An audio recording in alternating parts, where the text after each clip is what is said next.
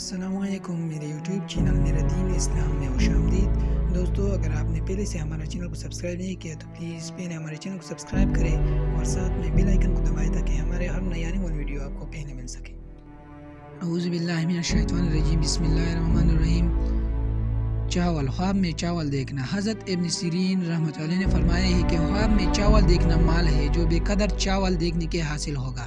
حضرت ابراہیم کرمانی رحمۃ اللہ نے فرمایا ہے کہ اگر کوئی شخص خواب میں دیکھے کہ پکی ہوئی چاول کھاتا ہے تو دلیل ہے کہ مراد پوری ہوگی اور خیر و نیکی پہنچے گی، اور اگر دیکھے کہ پلاؤ کھایا ہے تو زیادہ بہتر ہے اور نیکی کی دلیل ہے، اور اگر دودھ چاول کا کھانا نہایت ہی بہتر ہے، اور اگر دیکھے کہ دہی چاول کھاتا ہے تو اس سے غم و ندا کی دلیل ہے۔ حضرت جعفر صدیقی رحمۃ اللہ نے فرمایا ہے کہ خواب میں چاولوں کا دیکھنا 3 وجہ پر ہے۔ اول، مال و دولت، دوم، مراد کا حاصل ہونا، سوم، خیر و منفعت ہے جو اس کے کو پہنچے گی۔